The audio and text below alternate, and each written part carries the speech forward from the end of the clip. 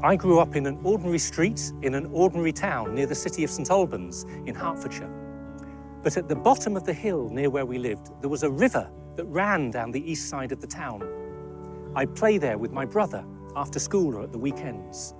It was a place of incredible adventure and discovery. We'd dig in the riverbed looking for lost treasure, discarded bottles or a bicycle wheel. We'd hide in the reeds playing cowboys and Indians.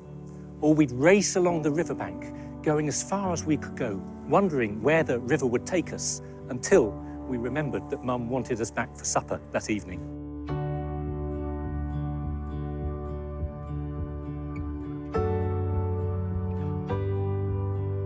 These were just children's games, but I think it says something about the human heart that's true for adults as much as children.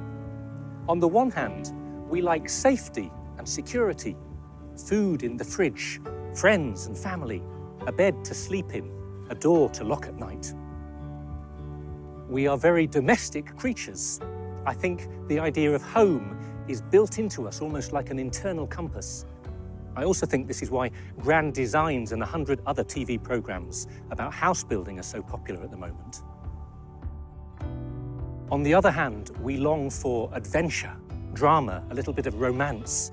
We get very easily bored. The writer Jack London said that the deepest purpose of human life is to live and not just to exist. You see this in all the great road movies. The hero leaves home, willingly or unwillingly, for the freedom of the road. You see this in the great westerns. The cowboy gets on his horse looking for riches or romance, or both, and rides off into the sunset. It's the mythology of the Greek classics like the Odyssey. It's Dorothy in The Wizard of Oz. It's Frodo Baggins in The Lord of the Rings. It's the idea of being on a quest.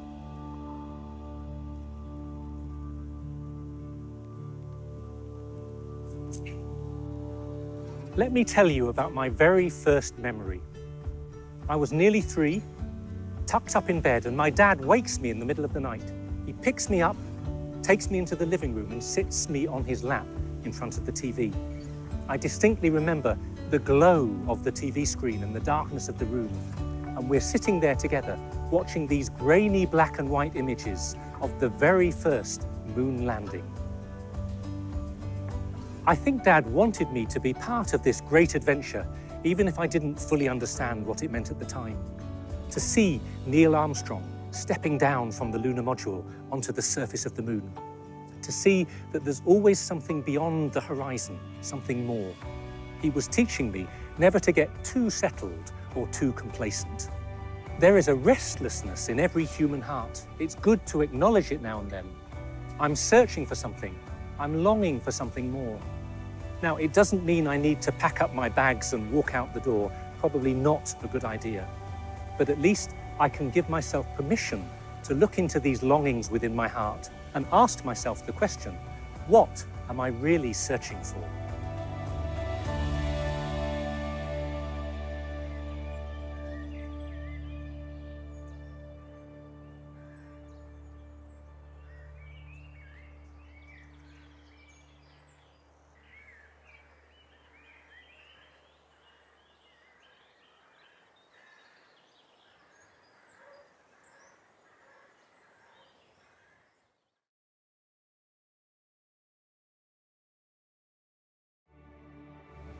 We used to play a lot of pretend, so we'd ride our bikes around, pretend like we were delivering pizzas or, running away from bad guys or something like that. Hide and seek. That was literally my favorite game as a child, hide and seek, and I was so good at it because literally I could stay put for like 1 hour and no one would figure out where I was. I enjoyed playing Barbies, so my sister and I would take our 2 dolls and make a whole house and just decorate it endlessly. Knockdown Ginger, 40-40 Home, just games where you're running around. Oh, when I was younger, I played Mahjong. So I would play it at family events. And it was just a very tactical, strategic game, and I enjoyed the mind games. Hobbies, football. I was always into sports and athletics. With regards to games, I remember times playing your normal Monopoly, which we still do as today. But, you know, even earlier than that, I can remember things like hopscotch in the school playgrounds. But, and I don't know, it or kiss chase or whatever you'd like to call it. But I think that's about it.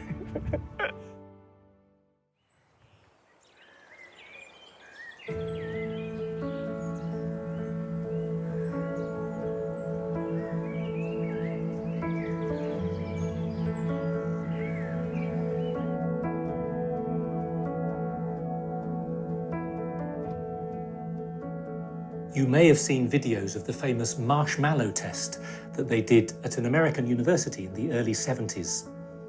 A child sits at a table with a single marshmallow in front of them, and the adult tells them that they have a choice.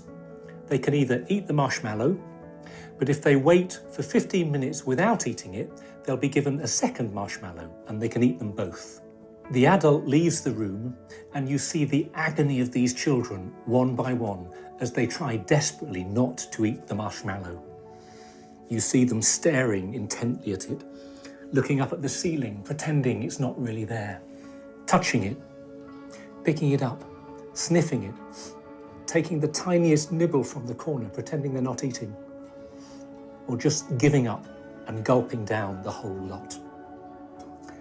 It's about self-control and desire, and the experiment was trying to learn what these things say about the human heart.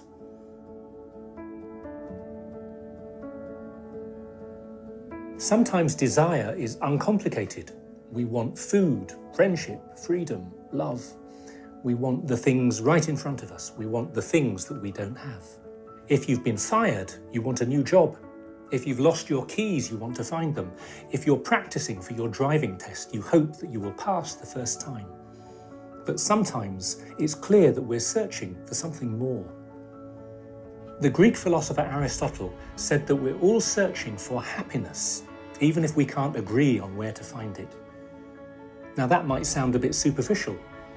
Go to Piccadilly Circus in central London and you see those huge digital adverts like giant TV screens. And the main one in the centre, there's an enormous bottle of Coca-Cola with the words "Open Happiness" floating above it. Cross the road, go into McDonald's, and you buy your children a Happy Meal in the hope that it will make them, well, happy. But Aristotle meant something deeper than a chicken McNugget or a bottle of Coke. He believed that true happiness lies in a life that has meaning and purpose. It's to do with the way I live. It's to do with the person I am, and not just with the things I have.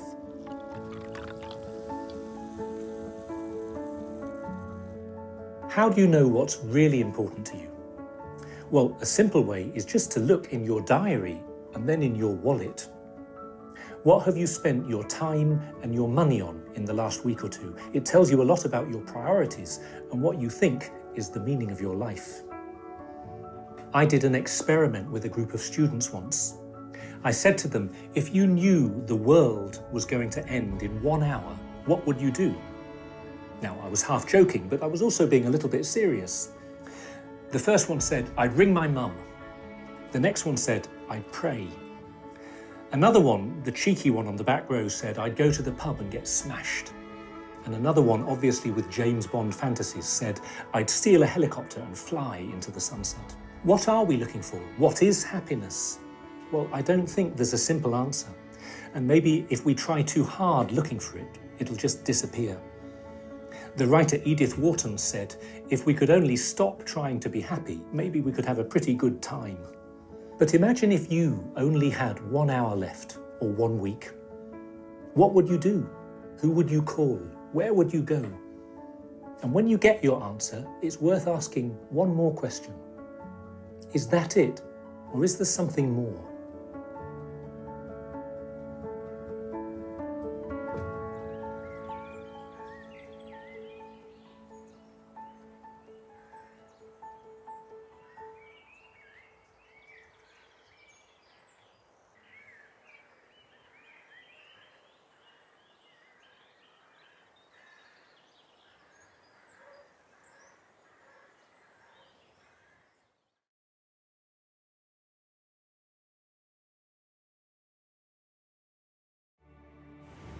think people are looking for something, well, beliefs they can hold on to, whether it be social beliefs, ideologies that just, keep them going. I think love and connection with other people. That's what I see. That's what I see, that people want to connect and give their love to something. Maybe more to give it than to receive it, actually. Love and happiness. And money, unfortunately. Unfortunately, it makes life a little bit easier when you've got the money. But yeah, I think at the end, when you're getting older, I think it's got to be love and happiness. So it might sound a bit cliche, but I think that people are looking for other people and for a lot of appreciation and someone who would listen to them and someone who would support them in what they're doing and someone who they could support as well. To be fulfilled by perhaps having enough money to live on comfortably, or by happiness, by being in a union with someone, being part of something bigger.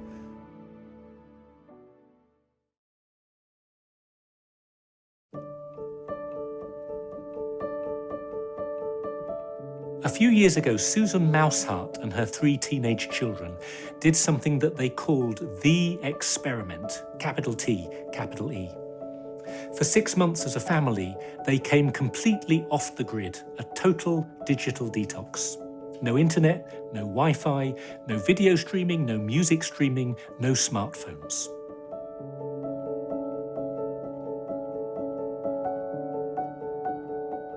Normal life went on.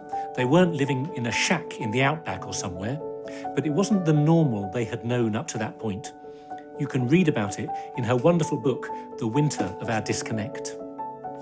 Now, I wouldn't recommend this to everyone, and look, I love my smartphone. It's just the reality. But I think most of us would admit, most of the time, that we are too busy and too stressed and in need of some kind of detox. We're busy with work or studies. We're busy with family or relationships. And when we're not busy, we're desperately trying to be busy. If there's a gap or some downtime, we're trying to fill the silence with noise and digital distractions. In the UK, adult internet usage is 4 hours per day on average. It goes up to 5 hours for young adults, and in the United States, it's 6 hours per day. We expect instant gratification, an immediate answer from Google, an immediate delivery from Amazon.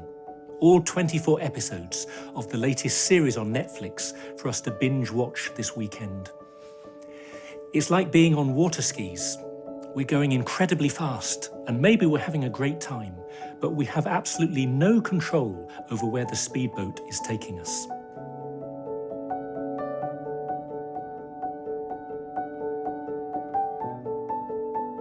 So what can you do?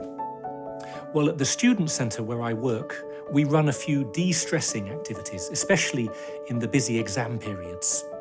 We have some counselling sessions, some relaxation classes. We play football in the park. And of course, because this is England, we have afternoon tea. This year we did an experiment and we gave out 300 stress balls to the students after church one Sunday, thinking that if all else fails, it's better to throw a small foam object across the room than to throw your laptop out the window.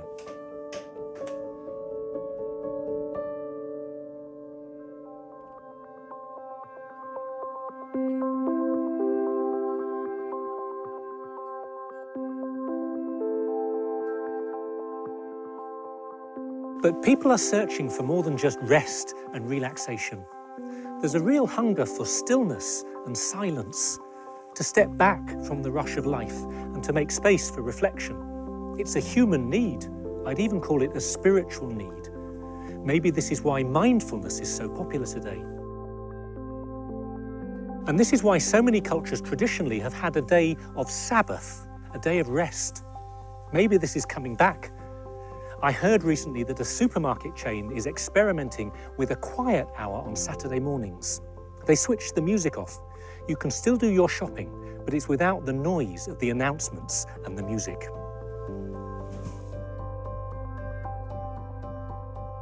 In the Bible, the prophet Elijah expected to find God in the noise of the wind and the earthquake and the fire. But in the end, Elijah discovered God outside the cave in the sound of sheer silence. In so many religious traditions, there's the symbol of the desert, of leaving the noise of the city and going into the wilderness to get some perspective.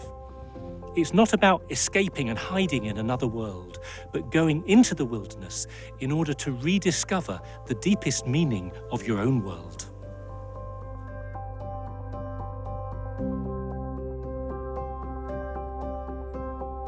This is hard. How can you create little moments of reflection, desert moments, when the kids are screaming and you've just missed the latest deadline at work? I just know that I need at least some stillness and silence in each day, however hard it is to find. A quiet moment before I switch the phone on in the morning. A short prayer before I go to bed in the evening. The poet T.S. Eliot said that there are some things that can only be heard in the stillness between two waves of the sea. I don't know how you personally can press the pause button. It might seem impossible. I just know it's important. This programme, Sycamore, is partly about helping you to make some space to think and reflect, whether you're using it in a group or watching it at home. If it helps, that's great. There's lots more to come. If not, then I hope you can find something else. Don't give up.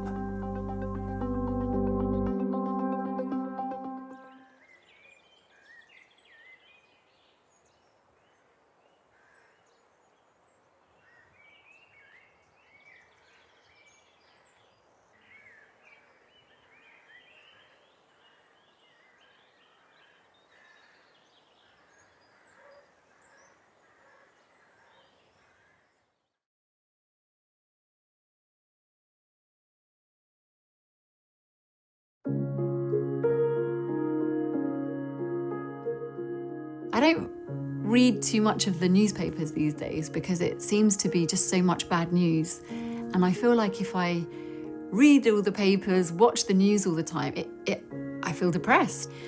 So I think I can, and I think I'm less happy when I don't feel connected to other people, you know? And so talking about being a stay-at-home mum at the moment and, you know, feeling isolated or lonely, I think that can be a real struggle.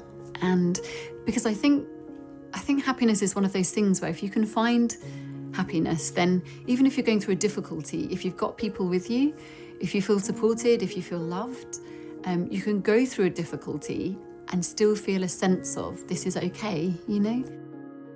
C.S. Lewis said something along the lines of the fact that while we live on earth, we will always have a longing, we'll always feel kind of restless and unsettled. So he said that that's an indication for us that we're made for heaven. And I've never met anyone on the earth who says they're fully happy with everything. So we're all kind of restless, I think. And St. Augustine, another kind of ancient saint, he said, "Our hearts are restless, Lord, until they rest in you." And I agree with that too. I think that there is a restlessness about us as human beings, but we can find a happiness, we can find a rest on earth to some degree, but ultimately in heaven, I think.